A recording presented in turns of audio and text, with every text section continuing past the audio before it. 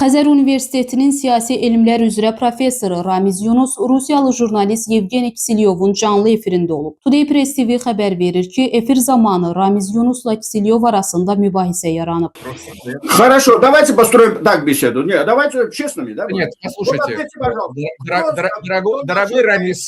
дорогой Рамис Юнус. Belə ki, veriliş boyu jurnalist tez-tez qonağın sözünü kəsib, daha sonra isə Ramiz Yunus Kisilyovun mövqeyinə uyğun gəlməyən fikirlər səsləndirdikdən sonra xəbərdarlıq edilmədən efirdən uzaqlaşdırılıb. Ramiz Yunus öz səhifəsində həmin efirin videosunu paylaşıb, eləcə də Kisilyovun bu qorxaq davranışını şərh edib. Stat: Bugün efirdə Rusiyalı jurnalist Yevgeni Kisilyovun qonağı oldum. Veriliş zamanı aparıcı özü studiyaya dəvət etdiyi qonağının fikirlərinə hörmətsizlik və dözümsüzlük göstərdi. Söhbətə İran mövzusundan başladıq, amma söhbət Qarbaçovdan Yeltsinə qədər müasir Rusiya, eləcə də Rusiya xüsusi xidmət orqanlarının həm liberal müxalifətin, həm də sözdə müxalifət mediasının, məsələn, Exo Moskvi, TV Doj telekanalı və sairlərinin formalaşmasındakı roluna toxunduqda aparıcı mənim mövqeyimi bəyənmədi və normal müzakirə əvəzinə cənab Kisilyov sadəcə efiri kəsdi. Cənab Kisilyov, layiqli cəmiyyətdə qonaqlarla belə davranmaq olmaz. Amma görünür sizə yaxşı davranış qaydaları öyrədilməyib. Amma hər şey yaxşılığa doğrudur. Beləliklə Kremlin imperiya konservlərindən biri də partladı. Müasir Rusiyanın sözdə liberal müxalifəti nədirsə, mən bu barədə müntəzəm olaraq çıxış etdiyim bütün kanallarda danışıram. Təkcə Ukraynada deyil, həm də bütün postsovet məkanında. Hansı ki, bu məkanda çoxdandır heç kimin Kremlin bütün qonşularına qarşı imperiya siyasəti yürütdüyünə heç bir şübhəsi yoxdur. Keçmiş Sovet İttifaqı respublikalarında hər kəs hər şeyi bilir və Kremlin bu siyasətini xüsusilə ağır formada Ukraynada və Cənubi Qafqazda necə sınaqdan keçirdiyini görürlər. Hamımızın buna dair tarixi yaddaşı var və bundan əlavə Kremlin Qarbaçov, Yeltsin və bugün Putin dövründə Rusiyanın bütün sərhədləri boyunca törətdiyi qanlı qırğınların, o cümlədən əvvəlcə Yeltsin tərəfindən törədilən və sonradan Putin tərəfindən davam etdirilən Çeçenistandakı qanlı qırğının internetdə qeydləri mövcuddur və hamı görüb ki, bu illər ərzində bütün liberal Rusiya media orqanları və xüsusi xidmət orqanları tərəfindən zaman-zaman buxarı çıxarmaq və vəziyyəti nəzarətdə saxlamaq üçün yaradılan sözdə müxalifətçilər Kremlin vəkilləri kimi çıxış ediblər. Statın sonu. Qeyd edək ki, Ramiz Yunus uzun illərdir postsovet məkanında siyasi proseslərlə bağlı açıq mövqeyi ilə tanınır. Jalə Rövşən, Today Press TV.